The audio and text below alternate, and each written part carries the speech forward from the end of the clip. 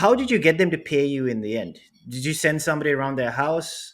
No, Like I literally send them. No, because I was still doing work for them. And every festive season, I would send a festive greeting with an invoice. oh, you use Really? you use Merry Christmas. festive guilt. I've attached my invoice. Here you go. Really? Yeah, no, Like, is it literally I under did that. a box of chocolates? Like they take the chocolates Uh, and there's the invoice underneath. Happy Harry Raya. I have no money. Business over drinks. Business over drinks. This is Dave and Tom. This is business over drinks. Hey everybody, welcome to another episode of Business for Drinks. My name is Teng and I'm calling in from Singapore. Hey everyone, this is David calling in from Brizzy, Australia. Hey Dave, been a while. We haven't spoken in ages. That's a lie. We speak almost every day, which is unfortunate. How are things going? Yeah, good. Yeah, I love talking to you every day. It is the highlight, definitely, just to hear good news from you all the time. Dave accuses me of being negative too much and saying things that hurts his feelings. It's true, but still. All right, before we get kind of too lost in that, I've got a really special guest that I want to introduce to everybody because we've been trying to get him on the podcast for a while, but Elton decided that other things were too important. I'm kidding. No, I'm kidding. Oh, if you knew the context of that, it's a very, very, very bad joke that I just made. But since nobody knows the context, I can say it. But we're really excited to kind of have Elton on the show and kind of share his experiences because it's really fascinating. So Elton actually has been working since he was 18. And if you didn't know, Elton's actually under 25 right now. So he's going to be 25 this year, if I'm not mistaken. So he's pretty young. He's been doing really well. I came across Elton when I actually saw like his podcast on LinkedIn. And then I saw that he's been working with other people as well, kind of helping them with their podcast. So I thought, okay, this is really cool. I'm going to ask somebody. I'm going to try and connect with him, see whether he'll do our podcast for free, as in like he'll do all the production and he'll do everything else and he'll fix everything else, do all the promotion. He didn't. I never got around to asking him, but I'm also pretty sure he'll say no. But I just thought, okay, cool. He's actually got a really cool story because he started a company called Break the Box. So it's actually a digital marketing agency, and it works with SMEs, entrepreneurs, and other companies, kind of helping them with their digital marketing solutions, as well as doing trainings and consultations for young professionals, and actually working with corporate trainers as well. So it's really really cool. We'll let Elton share a little bit more about himself as well. But Elton, welcome to the show. All right, thank you for having me. Dave, Yes. Dave doesn't want to say anything. Dave just likes to I stare. said hi. Dave just, Oh, sorry, was I Dave, going to say hi again? I've said hi to Elton a lot of times already. Hey, Dave just Elton. likes to. He likes to stare. I guess. Official hi. We do have a chat before this episode for anyone who's curious. But Yeah, yes, yeah, hello we did, we again, did. Elton. Sorry, I Hey, didn't. I yeah, forgot. I mean, I forgot it's not like we're recording a podcast where we have to engage our guest, Dave. So I it's thought you okay. froze for a minute there. yeah, So yeah, did I. I was like, yeah. Dave, are you there? Pros. Hey, how you doing? Welcome to the show, Elton. Good to see you on. Yeah, nice seeing y'all. So, just a bit about myself. I think thanks for the introduction, my tongue. I started off at 18, and for the past 5 years, thanks to the COVID pandemic, ironically, I quit my job. So actually, I graduated mid COVID. So I was a COVID graduate. And then I went into the job market in 2021, just doing a corporate job because, hey, someone referred me. And I quit my job after 3 months to say, hey, I don't want to do this anymore. I don't want a 9 to 5. And I just slacked at home. And afterwards, I was thinking, hey, what can I do from my bedroom? And I started a virtual assistant agency, which actually is called Break the Box Services. And after a while, it just grew. So I had clients from the US, Hong Kong, Shanghai, and I was thinking, hey, as a Malaysian, how can I earn not Malaysian ringgit? Because Malaysian ringgit kind of sucks right now. So anything other than Malaysian ringgit was good. So that was the goal going into it, and COVID really helped the virtual assistant thing, which people realize, hey, I don't have to hire a business admin to sit there. I can just call up Elton. I can give him by task, and I just pay him accordingly. So that's how the virtual assistant thing started and break the box services started. Fast forward, I think that's quite a long time. So fast forward to 2023, the agency grew to close to about 15,000 in revenue. So it's quite interesting. I was like, hey, I didn't think this would 15,000 ringgit Malaysia. in revenue, and For a year or a month or? per month, per month. So yeah, it was pretty successful. I was quite happy, but the thing is, we're doing the same repetitive tasks over and over. Not to say my clients are bad, but just the nature of virtual assistant is you're doing the business admin Mhm. work, and I didn't really feel challenged. And there was some works that touched into digital marketing. So they say, hey, can you just help me to write some captions? Can you help me edit my videos? All this fall under virtual assistant. I say, hey, I can do it. And I realized that now, let's say about 30-40% of my jobs are marketing related. That's where last year I just packed my bags and went to Bali for the end of the year, as everyone does, to just rethink what I want to do in my business. And as of 2024, we rebranded Break the Box Services into a digital marketing agency. Oh, And that's fascinating, man. That's fascinating. yeah, so it was a lot of pivots because for me, my philosophy is you fail fast and fail quick and you learn from it. And so now then I'll know what I want, what I don't. So that's where we ended up here. Oh, so. If you want to learn about failing fast and failing quick, right? Just speak to Dave. He's an expert at the failing part. Yeah. No, I'm Get joking. I'm an joking. expensive But session. Tung is actually quite right. I have that same, but not by choice. So mine was I by mean, but choice. Yeah. as Elton was sharing his story, right, I just kept on thinking this is kind of how OnlyFans just became like massive, like the COVID thing, Really? just like yeah, because that's where OnlyFans kind of grew, right? Is that when it Like grew? I know that's when Twitch grew, a lot of gaming and streaming stuff. yeah, I didn't know and that's when and and OnlyFans grew. and OnlyFans grew massively during that time because everybody was stuck at home, Hmm. and the number of creators increased and the number of people who actually purchased it increased. Dave, you know that. I actually don't know. I'm gonna leave it there. I'm gonna leave it there. I'm not that much of a deviant. I had no idea. I didn't really know about OnlyFans until I started seeing memes about it. But that's for Fair another enough. conversation. Yeah. Let's not go So down that rabbit hole. we're gonna avoid Dave's Yeah. lies and kind of jump into the questions. All right, Elton. I mean, so we're really fascinated to find out more about you because I think it's pretty interesting. So you already answered our first question, like like what drove you to start your own business. But maybe you can tell us kind of the impetus for you actually just becoming an entrepreneur because you quit your job after 3 months, right? But like, was it a push or was it a pull factor that kind of got you into being an entrepreneur and I starting think it your own agency? was really more of a pull. So I was working in, first off, I was working in an industry which I don't really understand fully. So I was working in a hair salon distribution company. And you look at me, I'm someone who uses 6-in-1 shampoo. I just didn't understand the nuances between, hey, why do I need to have 3-4 different shampoos just for my hair? All sorts of things. So I can't really market or even do sales there. That was one of the things. But the other thing, it was like saying, hey, every day is so repetitive. I don't see excitement when I wake up every day. Not in terms of the work that I do. I mean, I enjoy the work. The daily routine is just a bit too mundane. Like go out, see clients, go do business development, come back, come up with a marketing deck, and repeat that day after day after day after day. That's when I told myself, how about I just give myself until my 30s? So I'm actually ahead of time. So I was telling myself, until my 30s, if I'm just gonna do whatever I want, and if it fails, it fails. I mean, I can always go back to a corporate job. That's always there. Growing up in Asia and with an Asian family, did it require? Did you have to convince many people or argue with many people about why being an entrepreneur and convincing people that you can make something out of it?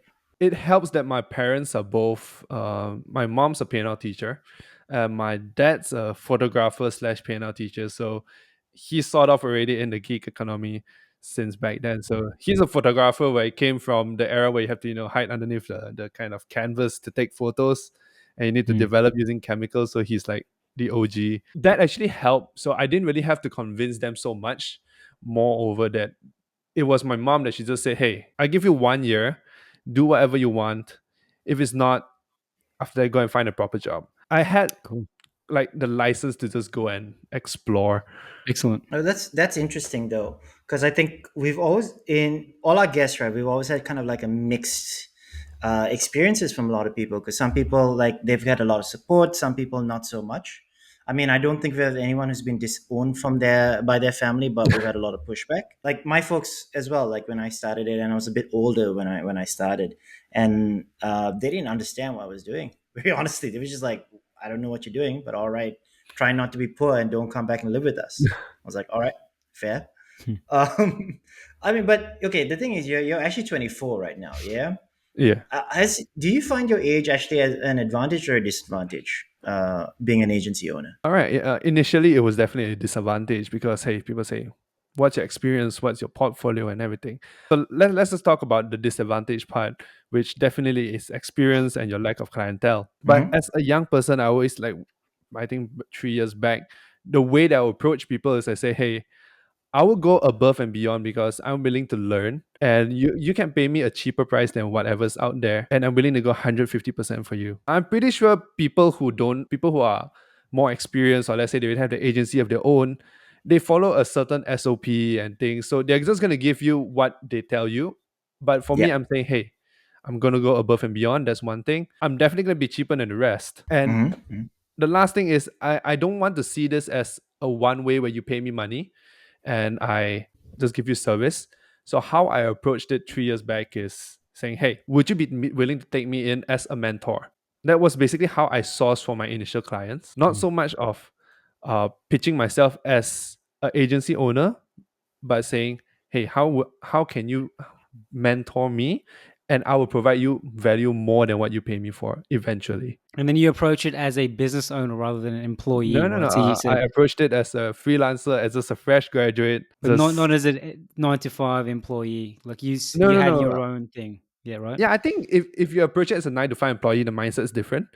That you're willing to just work for money, and that's different. Then I'm an entrepreneur. I want to learn, and I'm here to give you extreme value in the future if you're willing to invest in me right now. Did they And try and for exploit? Like, did he get people still wanting to pay you peanuts years down the track because of that? I mean, definitely they do say, "Hey, can you still give this rate?" And I say, "Sorry, I can't do this anymore at this rate." Yep. And naturally, we just, just we don't work together anymore.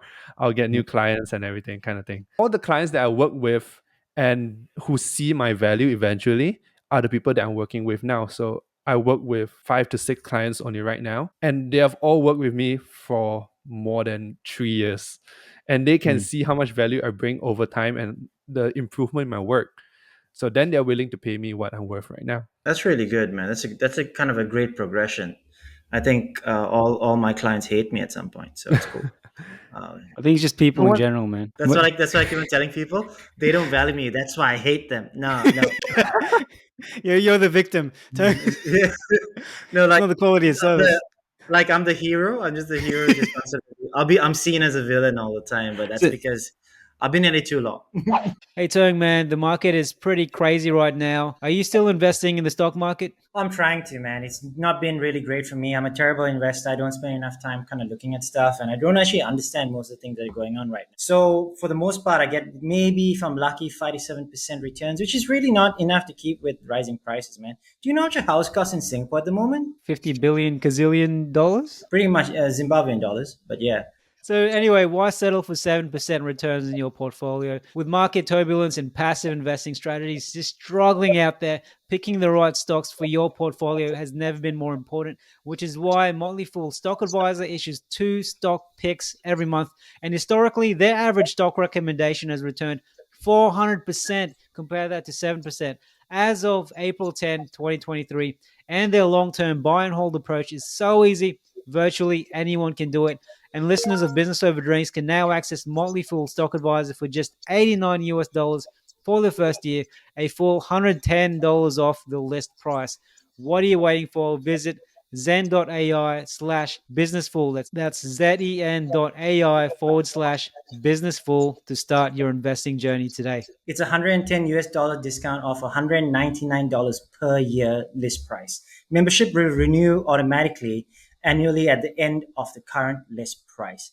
And don't forget our promo code, which is business over drinks, one word. So remember, guys, use business over drinks, one word for your big discount.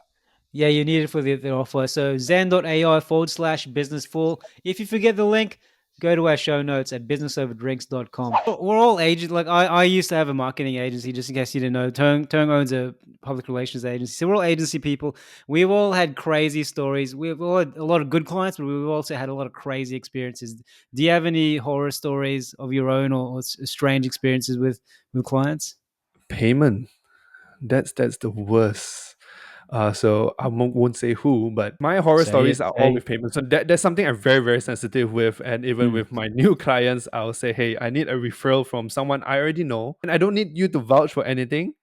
I just need you to vouch for that person that they will be able to pay me on time. That's all, because I have payments delayed by 6 months to, It I is the think the worst. longest was about 8 months.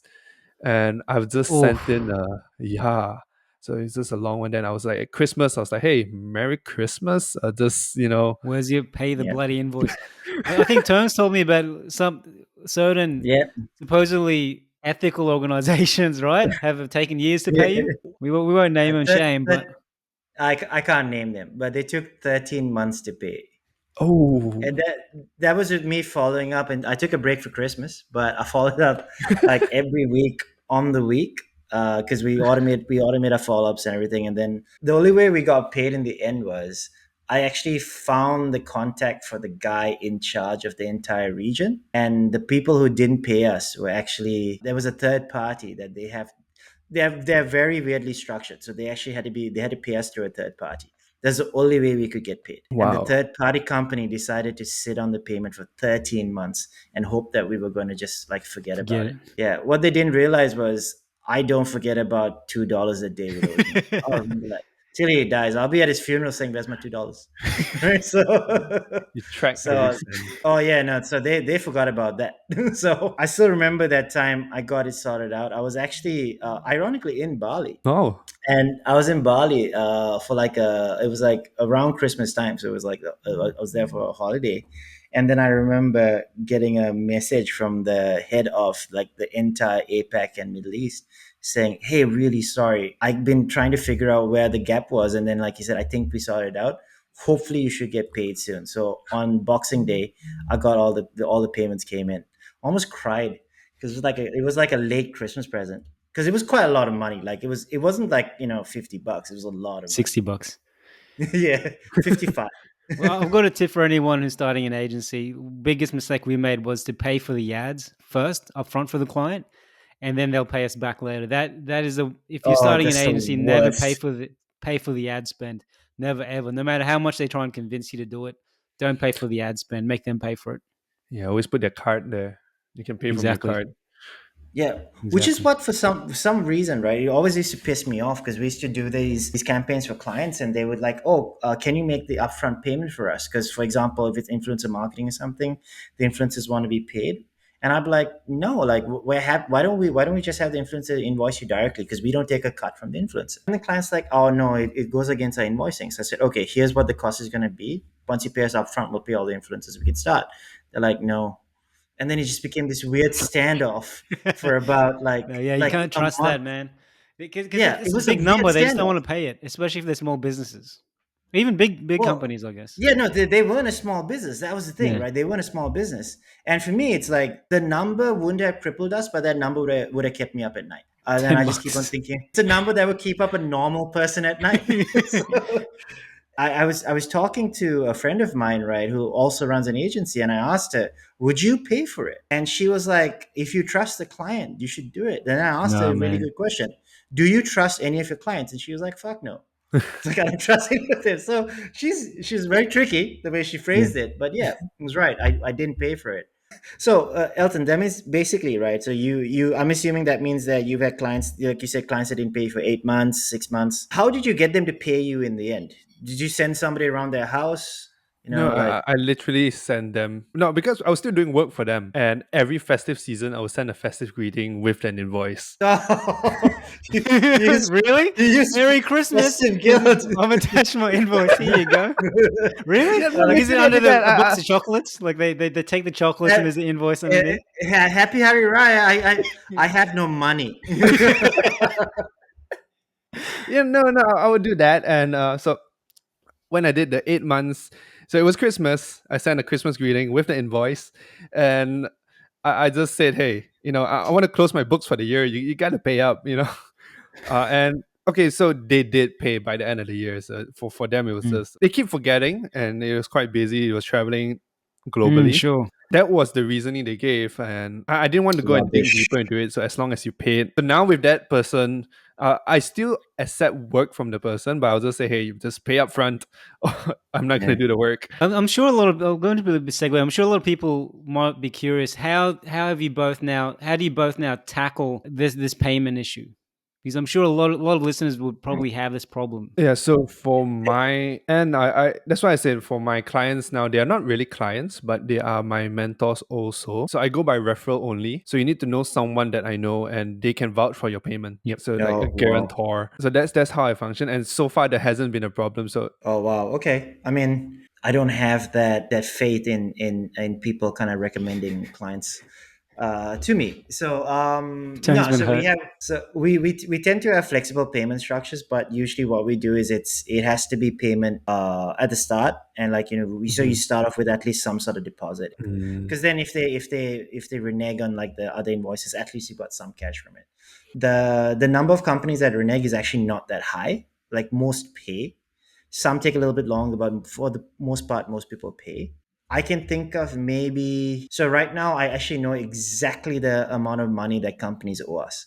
And there's a one line item for companies that owe us this amount of dollars over 12 months.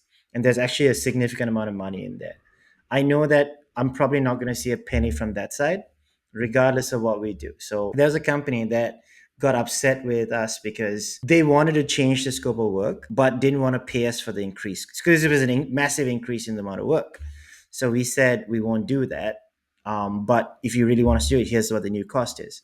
So what they did was they made us do our standard fee and then wouldn't pay us for the last one third of the budget. Logic wouldn't work. Then I just tried like Crying. really polite reminders. No, I was going to even try like the sympathy card, right? Oh, like my staff can't eat, all that stuff, right? I've got no shame. I'll do any way to get that money. But the interesting thing is, what I found out was that they actually have a history of that. So a little bit to your point, Elton, right? So there was a history of that where they would just like literally, because they would go to freelancers and their invoices would be like really small, like like Mhm. $800 for these subjects, which is like for a freelancer, that's a good chunk of their monthly income, yeah. right? But then they showed me an email from the marketing manager. It was like, it's such a small invoice, lol. He used the word lol in the email, like oh, I can't be bothered raising a PO for it. So he did. That's how they justified not paying a freelancer. Not joking, I Yeah. swear you, I've seen that email. I think that's also one of the reasons I pivoted from being a freelancer to actually structuring my business as a business, And so Yeah, yeah. Get more But because respect. the they thing do is, take advantage of freelancers. Mm. absolutely. But the thing is, right? What can you do if someone just for no reason just refuses to pay you? There is very little that you can do that won't cost you a ton of money and a ton of time. I think the Yeah. time is a more worrisome thing. So you can't really do much unless you are willing to do illegal things, which we highly don't recommend in this on this podcast. Yeah, I Privately, mean, maybe, but not on this podcast. it's not worth the $800 to, engage a lawyer and pay all those. Yeah. Yeah, exactly, right. And like even if it's a few thousand, or even if it's like 20, 30,000, right? No, it's not, You especially with the you can't legal fees. you can't fight that. It's not worth fighting that. For 50,000 ringgit, which is a ton of money for an agency, right? A small agency. Imagine spending 30, like 60% of that just on the lawyer's fees, on the off chance you might be able to get some of that back. Yeah. Yeah, so it's kind of ridiculous. But luckily, that I think that's more of a belt because we've had one client like that, but it was like the 1% of most of the clients. No So doubt, no doubt. speaking of marketing, right? The huge buzz term nowadays is AI. A lot of people talking about AI. A lot of companies are talking about it. How has it impacted your own marketing and your workflow? It's helped me. That day I was just giving a talk on Gen Z in the workplace. And they were saying like, hey, AI is gonna replace a lot of the work you do, and says, no, it's helping me with a lot of work. I get a lot of work done faster and everything. I think it's more of not using AI as a crutch, but use AI to help you to, let's say, chat GPT. What I do with marketing is definitely the copy, we still have to write it ourselves. But chat GPT will help you to create a structure to how you can actually approach your marketing, approach your copywriting and you tweak it based on your experience and how you used to write it. I wouldn't say that it will completely replace, but it will actually reduce the time taken to do a lot of marketing work. You still got to put in prompts, that's the thing. So it's not like an automated thing, and the prompts have to be accurate to what you want the result it to be. Do you feel that it's causing a loss of business at this point in time? As in, companies are now just deciding to use AI rather than find an agency, or we're not there yet? We're not there yet because I don't think so. A lot of people know how to use AI. So a lot of my clients also, they say, "Hey, how do you use AI for?" And they don't trust AI. That's the thing.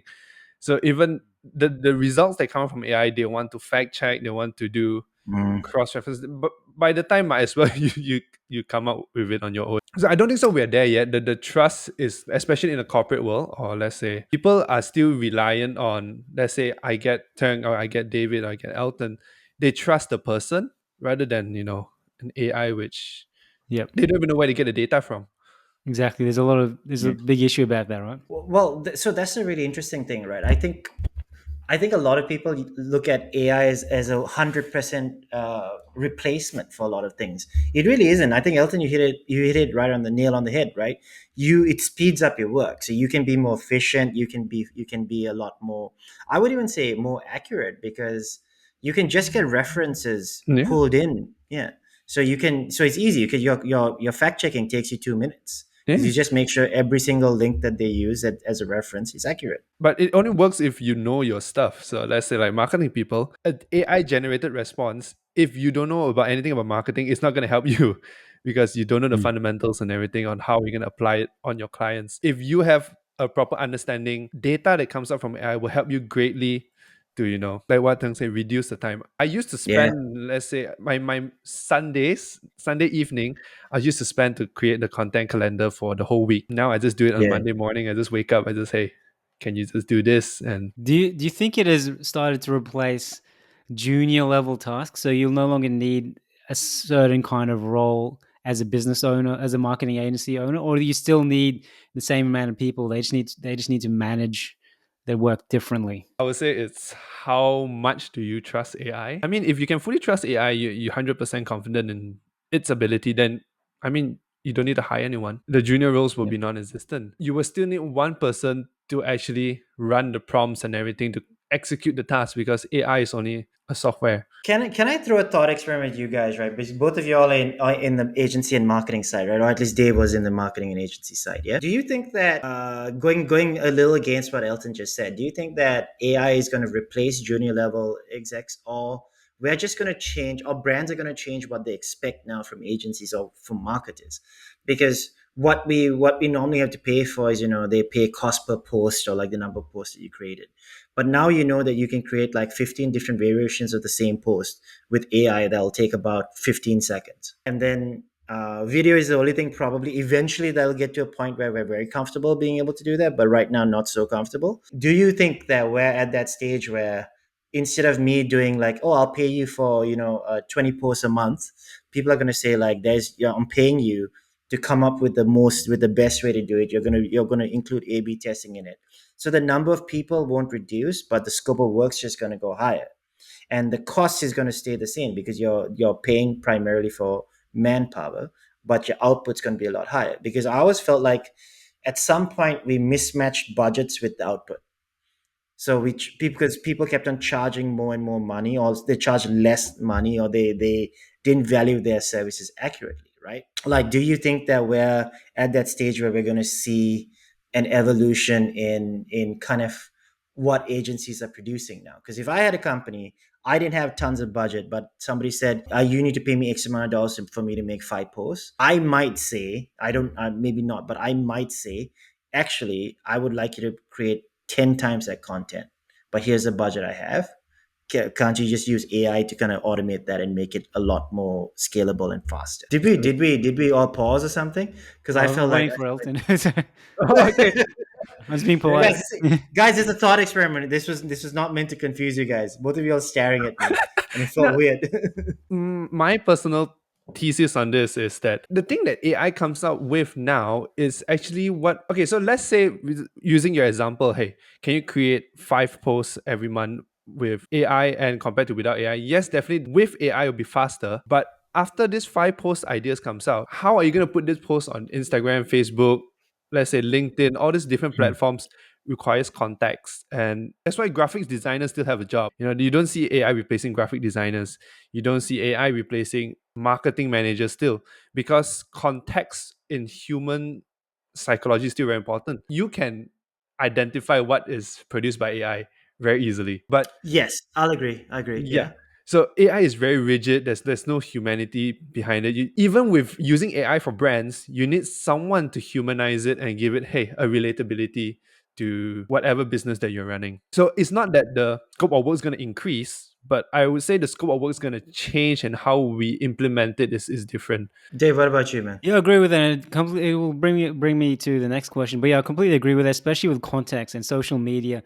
I think copywriters are kind of screwed because a lot of the generic stuff, anyway, the generic stuff, AI can start helping up with that. And Yeah. copywriters used to charge an arm and a leg for that stuff. So to Tung's point, if you're an honest agency owner, you can say, hey, because of AI, we can actually pump more of this out for the same price. Do you want this? But will most people do that? I think now a lot of the marketing people, agencies, the smaller ones will have an advantage. They know more about AI than the clients, and they won't. I'm guessing they'll be a bit more greedy, and they won't offer that. We'll do 10 times more. They'll just charge the same price, do the exact same service. Knowing how to run AI is part of the scope of work already. Mm. But it doesn't mean that, yes, my time to do research and all those structuring will be lesser, but that doesn't mean that my value to you is lesser. Because I know how to use AI, hence you are paying me for that value. That So knowledge. I think Yep. that's how you need to position it to, let's say, someone who wants to get into digital marketing. That's how you need to position yourself. If your client asks you about, hey, AI can do this, the crude answer is, if AI can do this, you do it yourself lah. You know? But Yeah. I mean, definitely we're not going to say that. I mean, I've seen a lot of really smart people really misunderstand generative AI solutions, Mhm. like just ChatGPT, Claude, Google Bard. Well, now it's Gemini. They don't know how to use stuff. Like, if you go to ChatGPT and say, "Hey, can you tell me how best to use ChatGPT?" It'll give you a list of things, and you can put as a thing, as copywriter, as a content creator, as a research, whatever it is, right? It'll literally tell you how to prompt it. Chat GPT, like Google Gemini, can tell you how to prompt it. You just have to basically ask it. But nobody thinks to ask the right question. They just tell them to do like the most basic thing. Yeah. Create 10 posts for the brand called this, that is a baby brand, like a baby clothes brand, right? You're gonna get generic shit. Yeah. Yeah, but like, and they don't feed them context, they don't feed them information, they don't give them the relevant, they don't give them any sort of thing to train on. No one wants to learn because they think it's so easy that they should be able to get it like sent to them. I don't know, it's super weird for me. The funny thing is, so how I realize how, let's say, my clients, they use ChatGPT. They, like what you say, they put in very simple prompts. Hey, can you do this for me? And then I said, no, that's not how you do it. So I'll show them my prompt and say, hey, imagine yourself as this. Give him all the input. Here are some data that I've got. I even dump in the whole article sometimes to help ChatGPT come up with the proper prompts for that one content, that one caption or something. Yeah, So ChatGPT only works when you give it enough information to work with. People are Mm. communicating like it is like it can predict your mind, it but can't. it can't. It's a replication engine. It has to have the information to replicate it. Yeah, Humans Yeah. can't do someone it. treat it as if it's a junior level employee. You need to train them and teach them, and then they'll start doing what you want them to do. Yeah, it Yeah. This doesn't take that long to teach them. That's the thing. Yeah.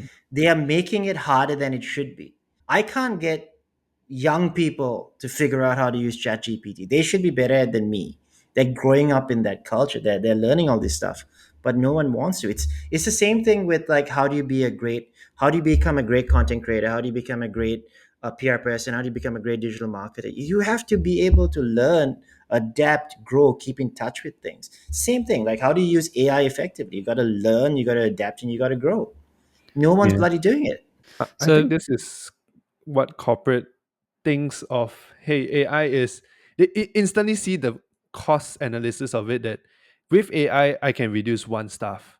with AI doing this, I can reduce this one stuff. So they straight away jump to that, regardless of what does actually this person bring to the table other than just input and output kind of work. Speaking of work, and we alluded to it earlier, let's talk about social media for a bit.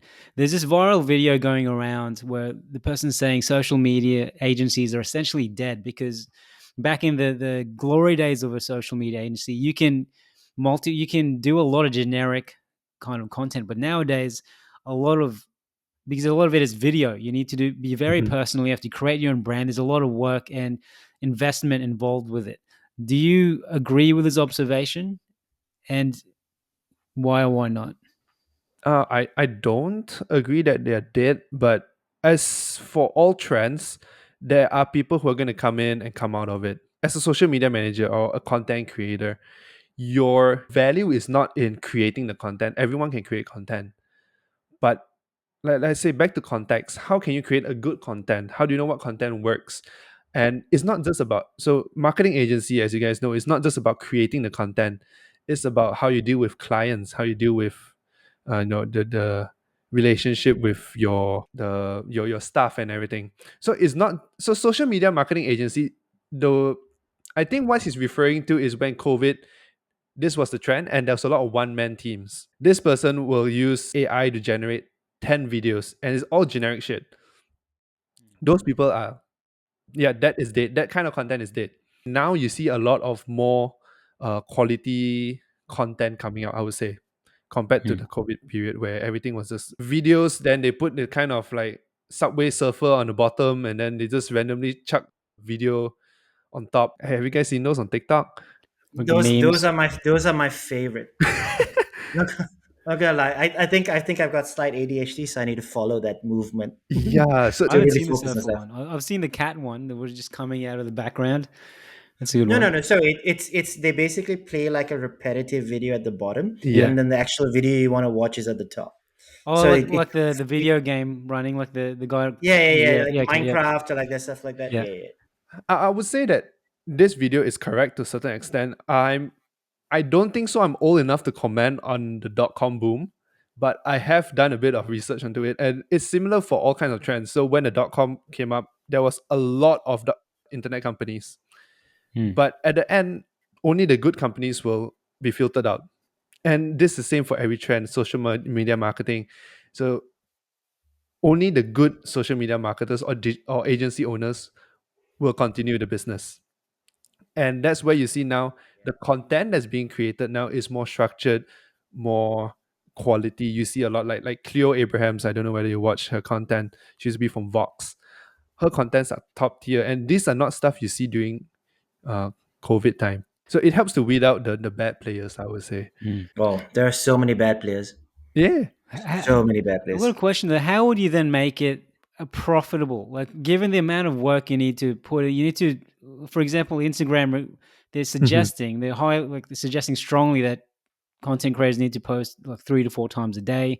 And if you need to be quality and you're doing it for a client, and that's just one client, you have to do it for multiple clients, and they're not going to pay you huge amounts of money for this. How would you make this sustainable as a social media agency? Yeah, sometimes I just ask, do you really have to put out 3 4 contents a day? I know Gary Vee does say that, and there's a blueprint that he gives, which is Oh honestly, it, God, Gary Vee. Oh.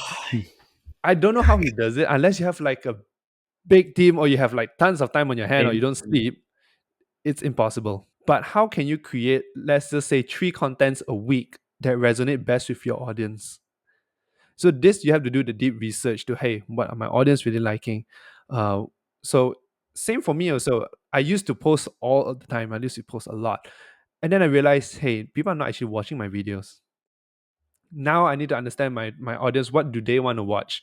What do they want to see? It's a lot of trial and error, not just doing the volume game.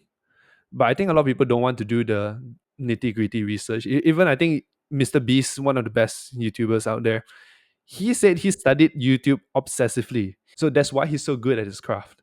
It's not about the output, but about how much you actually understand who are you doing the output to. Well, that's fair enough, man. I mean, I think that's something that most people don't want to do, right? Yeah. And that's why agencies have like a place still, yeah, Mm. because people don't want to do that. Everyone keeps on talking about how, oh, business owners can do their own. No, you can't. You know what admin business owners have to do? Do you know how hard it is to create great content when you're really sad because your life sucks? Yeah, Yeah, your partner left you and your parents hate you. You know how hard it is to be a big business owner sometimes. like It's weird. these people who create so much content, they talk about creating so many. You might want to see how many people are working with them. What's the size of their team, Yeah.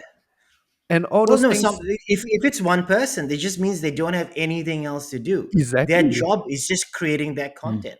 Yeah. So they're like, oh, I'm gonna create three pieces of content a day. All right, good job.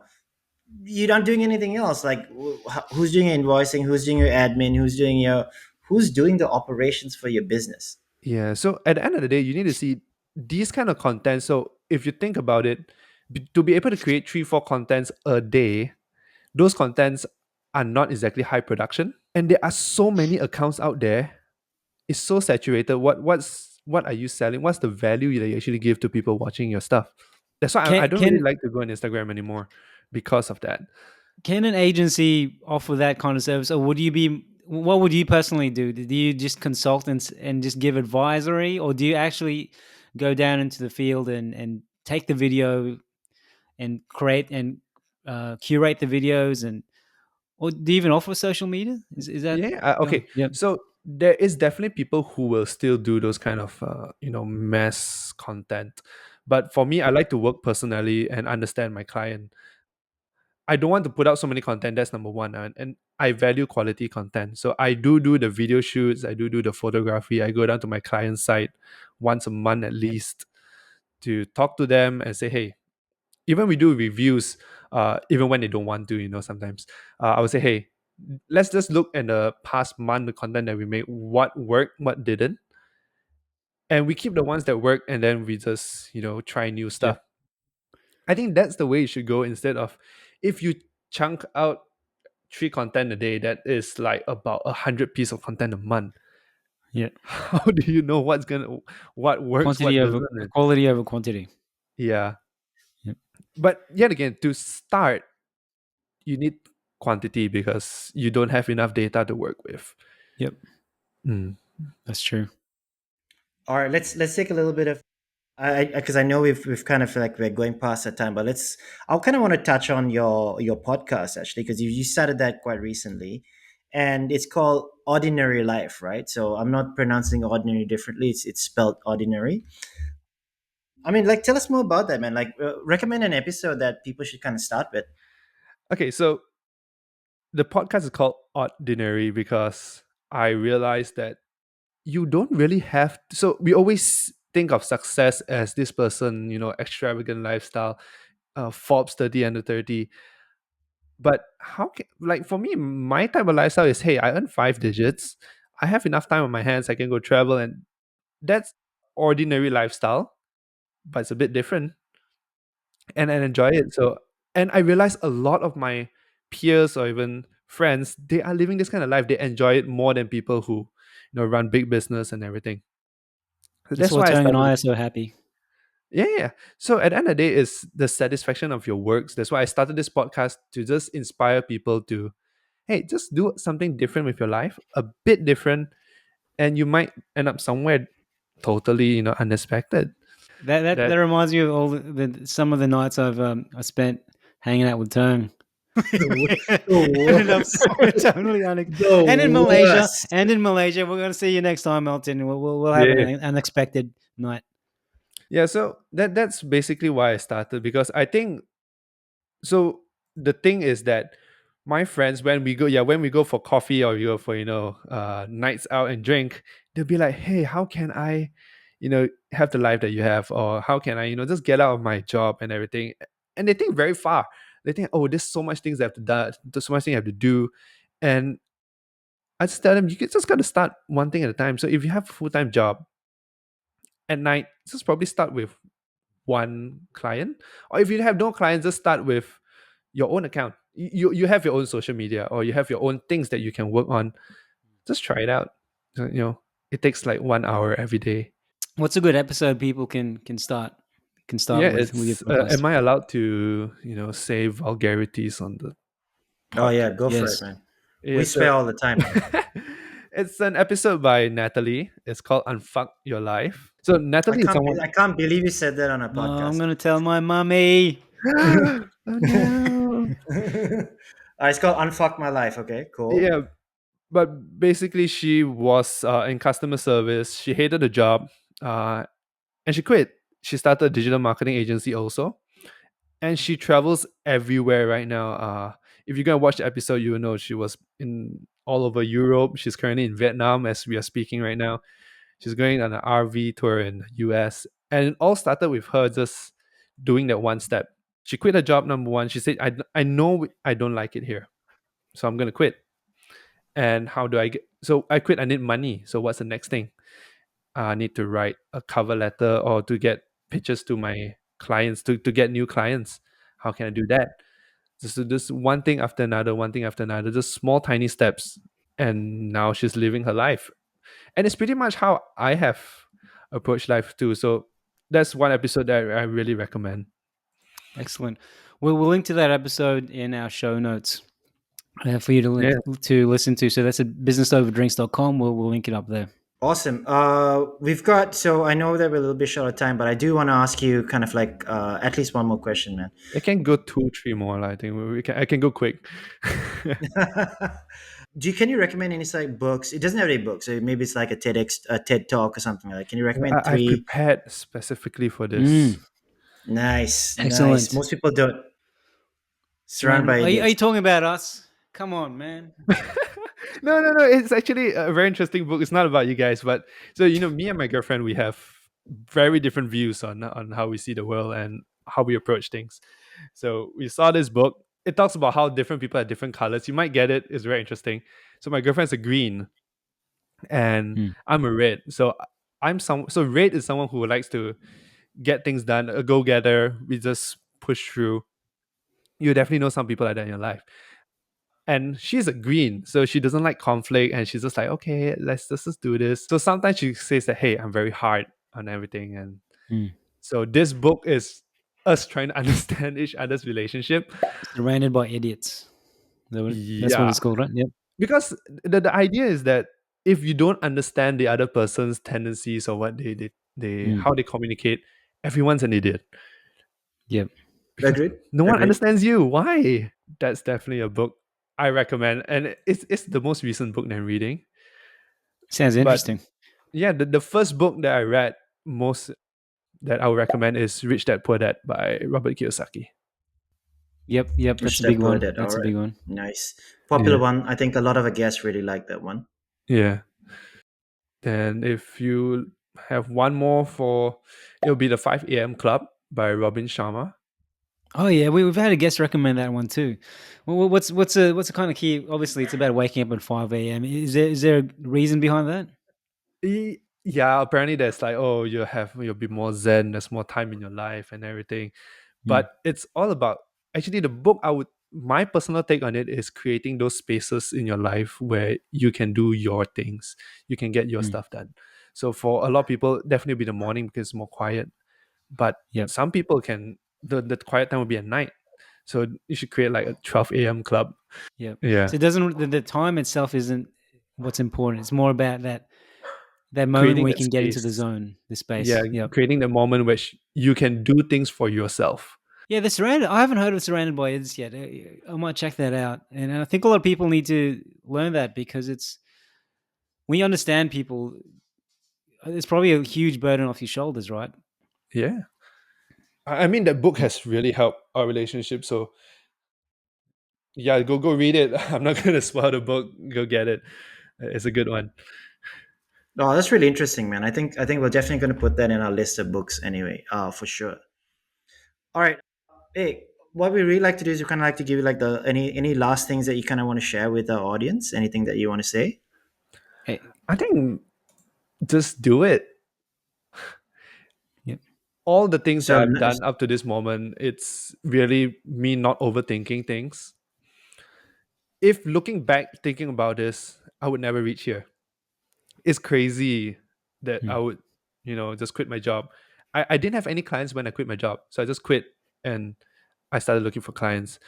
And even when I think you guys know I purchased a house, I didn't Yeah. really do my research into that, which I actually should have, but it was a good decision. Oh, really? Oh, nice. Hearing from Teng that how prices, and every day I hear people saying, "Hey, prices of houses going up. There's rent. There's this and that." I'm like, "Oh, so glad Just I buy bought a one. house." Yeah, Yeah. but definitely do your research before before you buy a house. You don't want to pay things that you cannot afford. That's basically it. Don't overthink it, and I would say create momentum. Yeah, Yeah, like you said, right? You fail fast and fail hard and fail fast. Yeah. yeah. Feel fast, feel hard, learn quick, adapt. Especially the younger you are, right? Oh You yeah, can just take more definitely. risks the younger you are. So for me, I say, hey, if I fuck up, I'm still young. Hey, some of my friends just Yep. graduated. They're just starting out.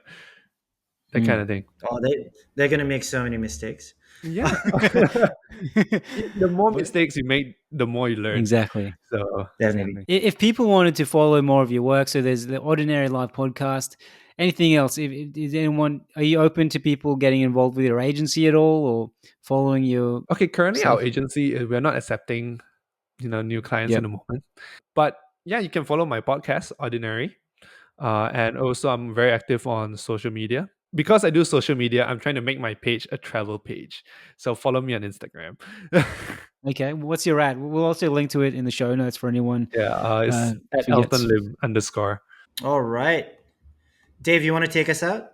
Yeah, so thank you once again, Elton, for coming on the show. We really appreciate it. I think we learned a lot, and I'm sure you would have inspired and informed a lot of our audiences. So really appreciate your time, man. And hopefully we'll see you in Malaysia. And for Yeah, anyone else definitely. who's watching and listening, don't forget to follow. We're everywhere. So Business Over Drinks, search us in any platform, and sign up to our free mailing list. Lots of love that goes into them. I haven't sent one in months. All right. Okay. Okay, everyone. Have a good one. Thanks, Yeah. guys. All right, thanks.